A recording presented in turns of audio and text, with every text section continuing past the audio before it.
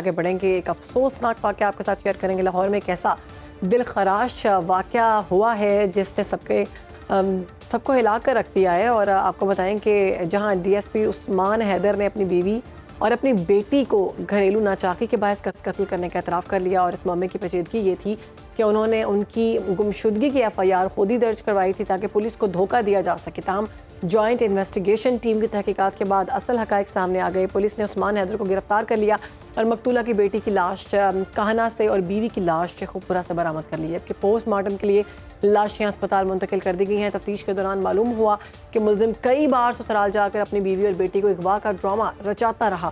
اور مقتولہ کی بہن نے بتایا کہ عثمان حیدر اکثر تشدد کرتا تھا جس سے اس کے گھریلو مسائل مزید سنگین ہو گئے تھے.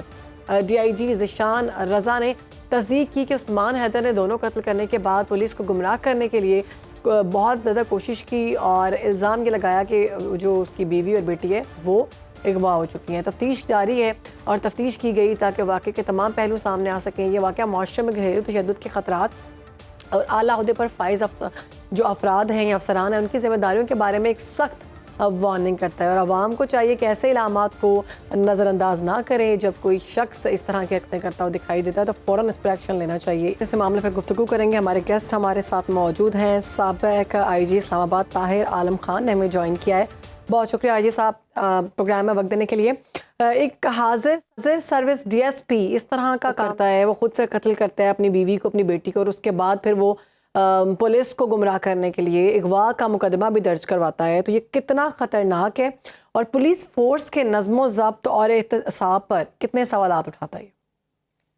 ڈیفینیٹلی اس افسوسناک واقعے کی وجہ سے پولیس کا امیج جو ہے پبلک کے نزدیک متاثر ہوا ہے اور بہت بری طرح سے متاثر ہوا ہے. اور پولیس کے متعلق جو پہلے ہی پولیس کے متعلق اچھا نہیں لوگ سوچتے, مزید اس میں اضافہ ہوا ہے. خیر کرائم جو ہے وہ کوئی بھی کر سکتا ہے, لیکن میں سمجھتا ہوں کہ پولیس میں جو لوگ سلیکٹ ہوتے ہیں ان کی یہ ذمہ داری ہے اور کہ وہ اپنے آپ کو کرائم سے دور رکھے. اور بالخصوص جو سلیکٹ کرنے والے ہیں ان کی بھی یہ ذمہ داری ہے کہ یہ ایز اے انسپیکٹر غالباً 98 میں سلیکٹ ہوئے تھے یہ ڈی ایس پی صاحب.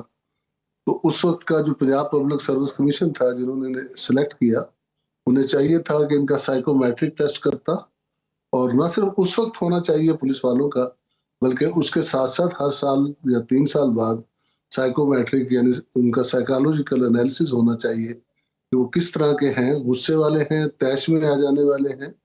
تو ایسے لوگوں کو پھر محکمے سے چھٹکارا کر لینا چاہیے محکمے کو.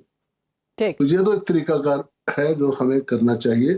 بہرحال اس کے ساتھ ساتھ ہمیں دیکھیں جو شخص اس طرح طیش میں آ کے قتل کر سکتا ہے تو ڈیفینیٹلی اس کی جو 27 سال کی سروس ہے اس میں بہت کچھ اس کیا میں ہوگا. بھی وہ کئی جگہ پر طیش پہ آیا ہوگا.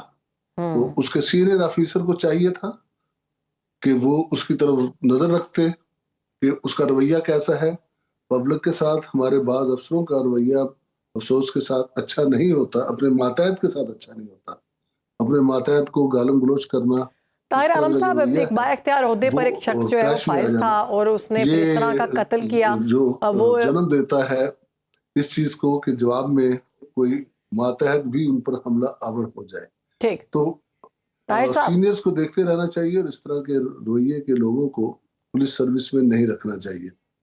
ٹھیک ہے طاہر صاحب, اگر ایک شخص با اختیار عہدے پر فائز ہے اور اس کے خلاف پھر اس سارے معاملے میں کیا انویسٹیگیشن ہوتی ہے؟ ہم اگر قانونی بات کریں وہ تو ہمیں پتہ ہے, لیکن پولیس نے خود اپنے بیٹی بھائیوں کے لیے اس طرح کے جرائم پر کیا سزائیں رکھی ہوئی ہیں؟ سزا تو سب کے لیے ایک سی ہے, یہ سزائے موت ہے. نمبر 2, عام آدمی تو سزا کے شکنجے سے بچ بھی جاتا ہے. مقتول کے ورثہ جو ہیں ان سے وہ تاوان وصول کر لیتا ہے اور تاوان ادا کر دیا جاتا ہے اور اس طرح سے اس کا چھٹکارا ہو جاتا ہے. لیکن پولیس افسر جو ہیں جو اس کرائم میں ملوث ہوں بے شک عدالت سے چھٹ جائیں لیکن ان کی نوکری تو بہرحال ہر صورت میں چلی جاتی ہے, ڈسمس ہو جاتی ہے. اس کیس میں بھی مجھے شبہ یہ ہے کہ جو مقتولہ ہے اس کے ورثہ DSP या उसके वर्षा से खून बहा लेकर उसे माफ कर देंगे। तो ये अब है इस्लामी कानून में इस चीज को रख दिया गया है, तो हम इसको बदलना खासा मुश्किल है, खास तौर पर जो भी शख्स कोई भी इस्लामी कानून को बदलने की बात करता है तो उसके मुतालिक कई तरह की उसे कोई अच्छा नहीं समझा जाता हमारे माशरे के खास तबके में। लेकिन मैं समझता हूँ कि जैसे हमने गैरत के नाम पर कत्ल में जो राजीनामा है, कसास दे के राजीनामा करना, यानी बेटे ने कत्ल किया। ताहिर साहब, आपने इससे पहले जो गुफ्तगू की वो बहुत मुझे पसंद आई कि पुलिस ऑफिसर्स का जो है ना, ये दिमागी मुआयना भी होना चाहिए। इनको देखना चाहिए कि ये कहीं साइकोपैथ तो नहीं बन रहे, क्योंकि जराइम पेशा अफराद से मिलके ये ऐसे हो जाते हैं।